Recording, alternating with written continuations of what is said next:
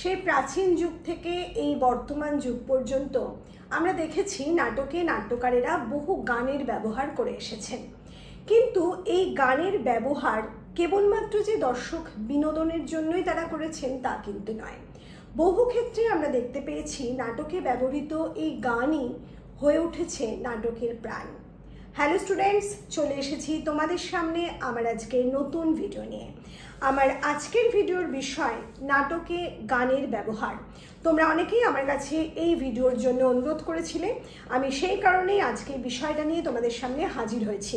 তোমরা যারা বাংলা অনার্স অথবা বাংলা এম.এর ছাত্রছাত্রী আছো, নাটক নিয়ে পড়ছো বা নাটক তোমাদের বিষয় বা কোনো নাটক তোমাদের পাঠ্য বিষয়ের মধ্যে আছে এবং সেই নাটকে গানের ব্যবহার আছে, তাহলে অবশ্যই তোমাদের জন্য এই বিষয়টা আজকে অত্যন্ত গুরুত্বপূর্ণ একটা বিষয়।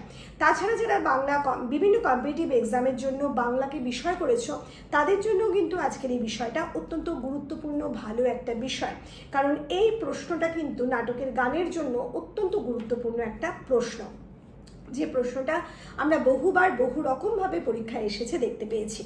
বিষয়টা সম্পূর্ণভাবে জানার জন্য অবশ্যই ভিডিওটা প্রথম থেকে শেষ পর্যন্ত কোনো রকম স্কিপ না করে দেখতে হবে। তাহলে শুরু করব আমাদের আজকের বিষয়। প্রথমেই বলবো, যে কোনো নাটক যখন মঞ্চস্থ হয় তখন কেবলমাত্র তার সংলাপ নয়, সেই নাটকের যে গানগুলো থাকে, সেই গানের ভাষা, সেই গানের সুর, সবটাই কিন্তু সেই নাটকের হাতিয়ার হয়ে দাঁড়িয়ে থাকে। বহু ক্ষেত্রে আমরা সেটা লক্ষ্য করেছি। কিন্তু আমরা অনেক আগে প্রথম দিকে যখন নাটক হতো, মঞ্চস্থ হতো, আমরা জানি যে প্রথমে যখন বাংলা নাটক মঞ্চস্থ হয়েছে সেটা সংস্কৃত নাটকের বাংলা অনুবাদ, এবং পরবর্তীকালে প্রথম সার্থক বাংলা নাটক মঞ্চস্থ করেছেন মাইকেল মধুসূদন দত্ত। এবং সেই সময় থেকে বা সেই সময়ের পরবর্তী যে সময়টা সমসাময়িক বা তার কিছু পরে যে সময়, সেই সময় আমরা দেখেছি বিভিন্ন নাটকে গানের ব্যবহার হয়েছে বেশিরভাগ ক্ষেত্রে বিবেকের কণ্ঠে। বিবেক নামক এক চরিত্র তার বিশেষ কথাগুলো বলে যেত বা দর্শককে বিশেষ ভূমিকা, মানে গুরুত্বপূর্ণ যে কারণ, দার্শনিক কথা বা বিভিন্ন প্রয়োজনীয় গুরুত্বপূর্ণ চারিত্রিক বিষয়, এগুলো বোঝাবার জন্য বিবেকের কণ্ঠে নাট্যকার গান তুলে দিতেন, এবং সেই নাটকে সেই গান বিবেকের গান নামে পরিচিত ছিল। কিন্তু পরবর্তীকালে ধীরে ধীরে সেই গানের ব্যবহার কিন্তু বদলেছে, এবং আমরা দেখেছি বর্তমান যুগেও নাটকে বহু গান ব্যবহার করা হয়েছে বিভিন্ন কারণে, বিভিন্ন প্রয়োজনে। তোমরা দেখে থাকবে যে রক্তকরবী নাটকে বিভিন্ন সময়ে প্রচুর পরিমাণে গানের ব্যবহার করেছেন রবীন্দ্রনাথ ঠাকুর। আবার ডিএল রায়ের শাহজাহান নাটকেও আমরা বহু সংখ্যক গান কিন্তু দেখতে পেয়েছি ব্যবহার করা হয়েছে। কাজে এই যে গানগুলো ব্যবহার করা হয়েছে, সেগুলো কি শুধুমাত্র নাট্যকার ব্যবহার করেছে দর্শকের বিনোদনের জন্য? তা কিন্তু নয়। এই সমস্ত গানের বিশেষ বিশেষ গুরুত্ব কিন্তু বিশেষ বিশেষ স্থানে থেকেছে, এবং সেগুলো প্রত্যেকটা আজকে আমি পয়েন্ট করে তোমাদের সামনে আলোচনা করছি। তোমরা যদি চাও অবশ্যই সেগুলো নোট ডাউন করতে পারো। প্রথম যে কারণটা আমি বলবো সেটা হচ্ছে আবেগ বা মনোভাব প্রকাশ। নাটকে যে প্রধান চরিত্র বা অন্যান্য পাত্রপাত্রীরা আছে, তাদের মনের যে ভাব, ধরো দুঃখ, শোক, বিরহ যন্ত্রণা কিংবা আনন্দ, এই সমস্ত আবেগ অনুভূতিকে প্রকাশ করার জন্য গান কিন্তু খুব ভালো একটা মাধ্যম হিসাবে কাজ করে। এবং গানের মধ্যে দিয়ে যদি এই অনুভূতিগুলো প্রকাশ করা যায়, তাহলে দর্শককে সহজে সেই বিষয়ে অনেক বেশি আকৃষ্ট করে তোলা যায়, এবং দর্শকের মনের মধ্যেও সেই অনুভূতিটা কিন্তু সঞ্চারণ ঘটানো যায়। ঠিক সেই কারণে নাটকে গানের ব্যবহার করা হয়। দ্বিতীয় যে কারণটা আমি বলবো, কোনো বড় নাট্য পরিস্থিতি বা নাটকের কোনো বড় ঘটনাকে খুব কম সময়ের মধ্যে উপস্থিত করা অনেক সময় কঠিন হয়ে দাঁড়ায়। তখন কিন্তু নাটকে নাট্যকাররা গানের ব্যবহার করেন। কারণ কি, একটা বড় ঘটনাকে খুব কম সময়ের মধ্যে দিয়ে গানের মধ্যে দিয়ে উপস্থিত করে দর্শককে বিষয়টা বুঝিয়ে দেওয়া অনেক সহজ হয়ে ওঠে। সেই জন্য গানের ব্যবহার তখন খুব গুরুত্বপূর্ণ একটা বিষয় হয়ে যায়। 3 নম্বর কারণ হচ্ছে চরিত্র গঠন বোঝানোর জন্য গানের ব্যবহার। গানের যে কথা, মানে আমরা দেখেছি যে পাত্রপাত্রীরা যে গানগুলো গায়, মানে মঞ্চে দাঁড়িয়ে যে গানগুলো পরিবেশন করে, সেই গানের যে ভাষা কিংবা সুর অথবা গান গাওয়ার যে ভঙ্গিমা, সেই সমস্ত কিছুর মধ্যে দিয়ে ওই চরিত্রটির যে ব্যক্তিত্ব সেটা কিন্তু প্রকাশ পায়। কাজে গানের মধ্যে দিয়ে পাত্রপাত্রীর চারিত্রিক বৈশিষ্ট্য বা ব্যক্তিত্বকে তুলে ধরা অনেক সহজ বলে মনে করেন নাট্যকারেরা, এবং সেটা খুব সত্যি একটা বিষয়, সেই কারণে গানের ব্যবহার করা হয়। 4 নম্বর কারণ হিসেবে বলবো, বহু নাটকে আমরা দেখেছি গানকে প্রতীকী ব্যঞ্জনা হিসাবে তুলে ধরা হয়েছে।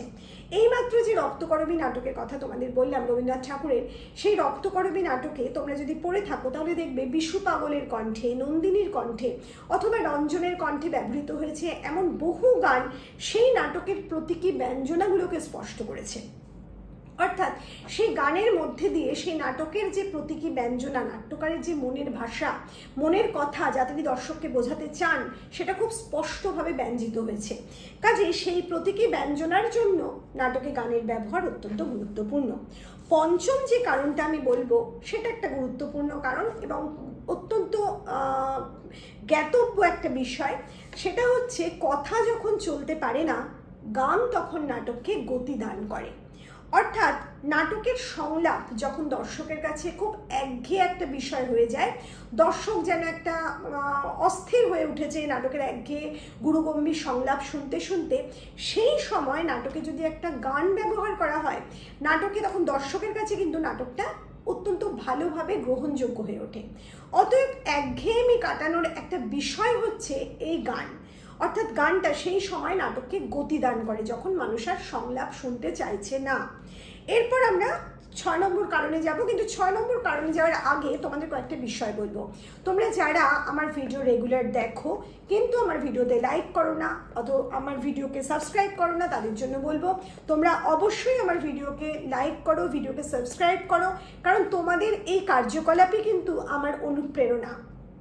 আর যারা আজকের ভিডিও প্রথম দেখছো তাদের বলবো, তোমরা যদি আমার এই ভিডিও ভালো লেগেছে বলে মনে করো, তোমাদের কোনো রকমভাবে এই ভিডিও উপকার করে থাকে, তাহলে অবশ্যই ভিডিওতে একটা কমেন্ট এবং একটা লাইক রেখে যেও এবং ভিডিওকে শেয়ার করো, যাতে এই ধরনের বিষয় আরও বেশি করে পরিমাণে মানুষের কাছে ছড়িয়ে পড়তে পারে এবং আমাদের চ্যানেলের যে ব্যাপ্তি সেটা বাড়তে পারে। আর সমস্ত নোটিফিকেশানস সঠিক সময়ে পাওয়ার জন্য অবশ্যই আমাদের অল বেল আইকনটি প্রেস করে রেখো। তাহলে চলো আমাদের 6 নম্বর পয়েন্টে আমরা চলে যাই। নাটকের গতিপথ বা পরিবেশকে যখন খুব সহজে বদলাবার প্রয়োজন হয়, তখন কিন্তু গান সেটার ক্ষেত্রে খুব উপযোগী একটা বিষয় হয়ে যায়। যেমন ধরো একটা নির্দিষ্ট বিষয় নাটকের মধ্যে চলছে, একটা খুব গুরুগম্ভীর ঘটনা নাটকে চলছে, পরিবেশটা বদলে হঠাৎ নাটকে কোনো আনন্দের পরিবেশ সৃষ্টি করতে হবে, অথবা উল্টো কিছু বিষয় হতে পারে, মানে আনন্দ থেকে গুরুগম্ভীর কোনো বিষয় আমরা যাব। দর্শকের মন ভারী হয়ে আছে কিংবা দর্শকের মন খুব আনন্দে আছে, সেই সময় হঠাৎ করে ঘটনাটা দর্শককে হার্ট করতে পারে, দর্শক সেটা ভালোভাবে নাও নিতে পারে, না বুঝতেও পারে, কারণ দর্শকের মন তখন চঞ্চল হয়ে আছে সেই নির্দিষ্ট অনুভূতির ক্ষেত্রে। এই সময় যদি একটা গান দেওয়া যায় পরিবেশটাকে বদলানোর জন্য, তখন কিন্তু সেই গানটা অত্যন্ত গুরুত্বপূর্ণ একটা বিষয় হয়ে ওঠে, দর্শকের মানসিকতাকে বদলে সেই নাটকের গতিপথটাকে বা নাটকের পরিবেশটাকে বদলানোর জন্য। এরপর আমরা যে বিষয়টায় যাব সেটা হচ্ছে আজকের শেষ বিষয়, শেষ পয়েন্টস, মানে 7 নম্বর পয়েন্ট, সেটা হচ্ছে নাটকে অনেক সময় একটা বড় সামাজিক বা সাংস্কৃতিক অনুষ্ঠান, অনুষ্ঠান মেলা এগুলোকে তুলে ধরা হয়। সেই সময় যখন সেই বিষয়টাকে দেখানো হয়, তখন যদি একটা গানের পরিবেশন হয় বা গানকে পরিবেশন করা হয়, তখন সেই বিষয়টা আরও বেশি মনোগ্রাহী হয়ে ওঠে দর্শকের কাছে। অথবা প্রতিবাদ বোঝানোর জন্য, ধরো নাটকের মধ্যে কোনো প্রতিবাদ আছে, যে প্রতিবাদটা সংলাপের মধ্যে বারবার উঠে এসেছে, কিন্তু সেই প্রতিবাদের ভাষা যদি গানের মধ্যে দিয়ে হয়, তখন কিন্তু দর্শকের মনের মধ্যে কোথাও একটা অনুরণন জাগায়। যেমন নবান্ন নাটকের শেষে দেখবে একটা প্রতিবাদের মধ্যে দিয়ে গানের প্রতিবাদের কথা আছে, তারপর একটা গানের মধ্যে দিয়ে নাটকের শেষ হচ্ছে। এই যে প্রতিবাদী গান, তার মধ্যে দিয়ে নাটকের দর্শককে বেশি করে কিন্তু ঘটনার একটা করাঘাত করা যায়, দর্শক বিশেষভাবে সেই প্রতিবাদটাকে ফিল করতে পারে। কাজে এই সমস্ত বিষয়গুলো বোঝাবার জন্য নাটকে গানের ব্যবহার কিন্তু অত্যন্ত গুরুত্বপূর্ণ। শেষে বলবো কি, যে নাটক যখন মঞ্চস্থ হয় তখন সেই নাটককে কেবলমাত্র সংলাপ নয়, সেই নাটকে ব্যবহৃত বিভিন্ন গানের মধ্যে দিয়ে গান সেই নাটকে যে চরিত্রগুলো অভিনয় করছে তাদের হৃদয়ের ভাষায় কথা বলে। কাজে গান যে কতটা গুরুত্বপূর্ণ তা তোমরা নিশ্চয়ই বুঝতে পারছো, এবং আশা করছি এই ধরনের কোনো প্রশ্ন পরীক্ষায় যদি আসে, এবার তোমরা খুব ভালোভাবে বিষয়টা লিখে আসতে পারবে। তাহলে চলো আজকের ভিডিও আমরা এখানেই শেষ করি। খুব তাড়াতাড়ি তোমাদের সামনে হাজির হব আমাদের নতুন কোনো ভিডিও নিয়ে। খুব ভালো থেকো।